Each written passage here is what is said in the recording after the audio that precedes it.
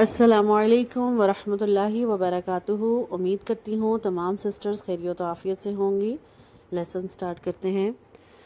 नहमदुहु व नुसल्ली अला रसूलिहिल करीम, अम्मा बअद, फ़अऊज़ु बिल्लाहि मिनश शैतानिर रजीम, बिस्मिल्लाहिर रहमानिर रहीम। रब्बि इश्रह ली सदरी व यस्सिर ली अमरी वाहलुल उक़दतम मिन लिसानी यफ़क़हू क़ौली। अल्लाहुम्मा फ़क़्हिना फ़िद्दीन, रब्बि यस्सिर वला तुअस्सिर वतम्मिम बिल खैर, आमीन या रब्बल आलमीन। पिछली क्लास में हमने लाम के बारे में पढ़ा था और आज हम पढ़ेंगे नून के बारे में। ये भी बहुत ही आसान है, बिल्कुल वही इसका जो है, जो पिछली लाम की डेफिनेशन थी वैसे ही है। तरफुल लिसान, उसमें भी क्या था, तरफुल लिसान जब अनियाब से लेकर सनाया तक के दांतों को लगे, ठीक है। वहाँ पर हमने अनियाब से अगले दांत पढ़े थे और ये अनियाब से लेकर सनाया, रुबाइयात, अनियाब, ये इन दांतों तक जब लगेगा तो नून का मखरज अदा होगा, ठीक है। तो नून का मखरज यही इसकी डेफिनेशन है। जब तरफुल लिसान अनियाब से लेकर सनाया के दांतों की जड़ों से लगे, जड़ कहाँ पर होती है, बैक साइड पे जो हमारी मुंह के अंदर है, वहां पर लगेगी तो लेटर नून अदा होगा, ठीक है।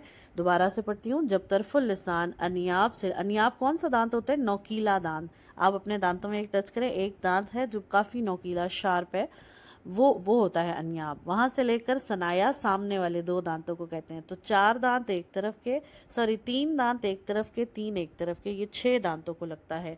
इसमें 6 दांतों का अमल दखल है और लाम में 8 दांतों का था, वो दवाहिक तक था। अनियाब से आगे कौन से दांत हैं, दवाहिक, जो स्माइल करने पर नजर आते हैं। तो लाम में 8 दांत थे और नून में 6 दांत हैं। तो इन 6 दांतों की जड़ों को जब लगेगा तो नून अदा होगा। ये चार्ट आप देखें, इसमें आपको सही समझ आएगा। तरफुल लिसान कौन सी होती है, जो टिप ऑफ द टंग होती है उसके साइड वाली भी, येलो पोर्शन जितना भी है वो तरफुल लिसान का है। ग्रीन पोर्शन कितना है, हाफा लिसान का, जहाँ से लेटर दौद अदा होता है। लेकिन ये तरफुल लिसान जहाँ से लेटर लाम नून रॉ अदा होते हैं, ये हमारी टिप के साथ वाला हिस्सा भी जो जबान का है वो दांतों की जड़ों को लगता है। तो ये है रुबाइयात, सनाया और अनियाब। पहले 2 दांत, सामने वाले 2 दांत सनाया, नेक्स्ट रुबाइयात इधर का भी दूसरी तरफ का भी, और अनियाब इधर का भी दूसरी तरफ का भी। सनाया दोनों सामने वाले दांत हो गए, ठीक है। 2 ये, 2 रुबाइयात और 2 अनियाब, तो ये टोटल 6 बन जाते हैं।